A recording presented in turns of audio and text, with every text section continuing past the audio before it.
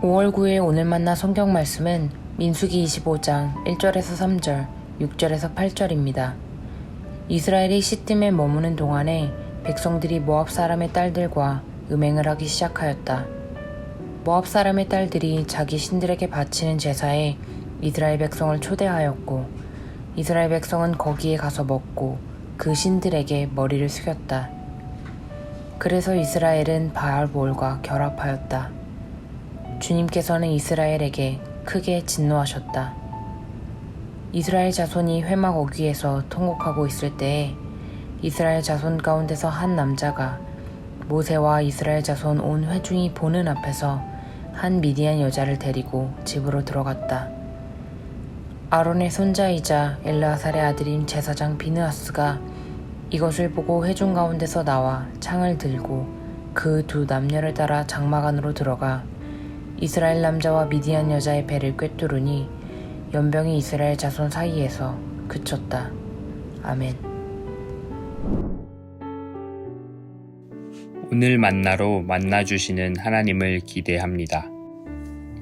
창세기에 등장하는 선악과 사건을 들으며 많은 사람은 이렇게 반응합니다. 왜 선악과를 동산 가운데 둬서 사람이 유혹될 수밖에 없게 하였는가? 하지만 선악과 사건 안에 숨은 하나님의 뜻은 인간의 자발적 행동을 바라시는 모습입니다. 하나님은 우리가 자발적으로 하나님을 따르기 바라십니다. 우리는 하나님이 주인 되시는 삶을 살아가는 그리스도인입니다. 하지만 우리는 때때로 우리의 삶에서 세상의 유혹과 시험이 찾아오면 넘어지기도 합니다. 이럴 때 세상의 유혹과 시험을 우리는 어떻게 바라봐야 할까요?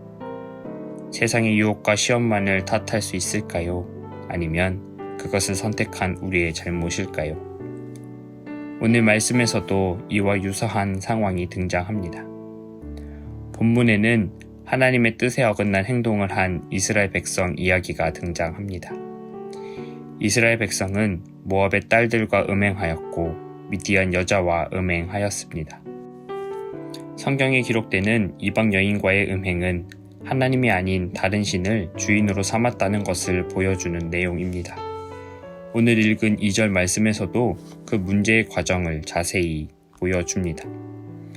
모압 사람의 딸들이 자기 신들에게 바치는 제사에 이스라엘 백성을 초대하였고 이스라엘 백성은 거기에 가서 먹고 그 신들에게 머리를 숙였다.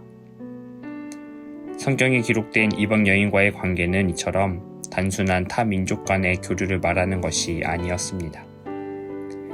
사실 모압과 미디안은 이스라엘 민족의 멸망을 바라던 민족들이었습니다.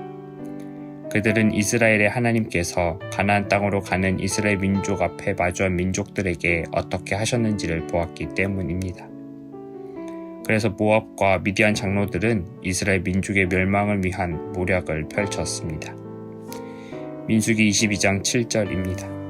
모압 장로들과 미디안 장로들은 길을 떠났다. 그들은 복채를 가지고 갔다. 발람에게 이르렀을 때에 그들은 발락이 자기들에게 한 말을 전하였다. 발람을 통한 이스라엘 저주를 바라던 자들이 오늘 말씀에 등장한 음행한 여인들의 민족들의 장로들이었습니다.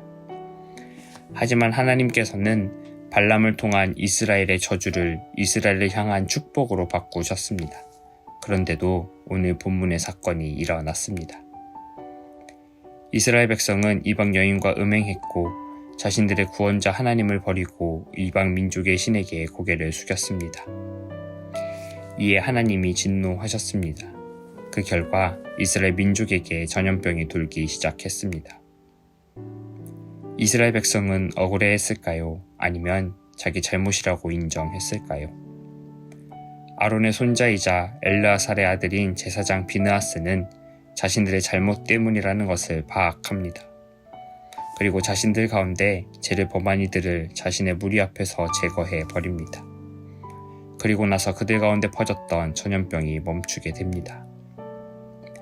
우리는 우리의 삶 가운데 살다 보면 하나님이 주인 되심을 거부하는 행동을 하게 됩니다.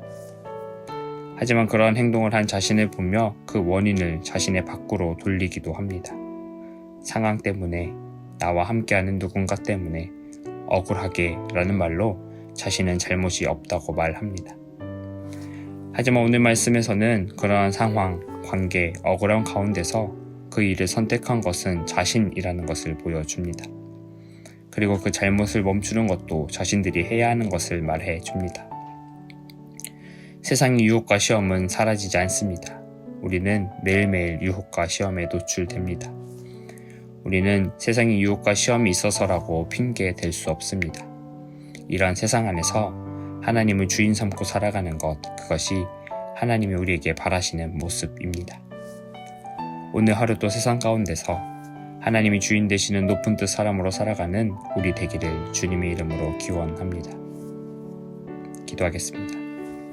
하나님, 세상을 살아가며 하나님이 우리의 주인 되심을 고백하며 살아가지만 여전히 우리는 부족하여 세상의 유혹과 시험에 넘어집니다. 하나님, 그럴 때 세상의 핑계, 타인의 탓을 하지 않고 그 안에서 나의 자발적 선택을 인정하고 돌아설 힘과 용기를 허락하여 주옵소서. 타협하지 않고 넘어지지 않을 지혜를 허락하여 주옵소서.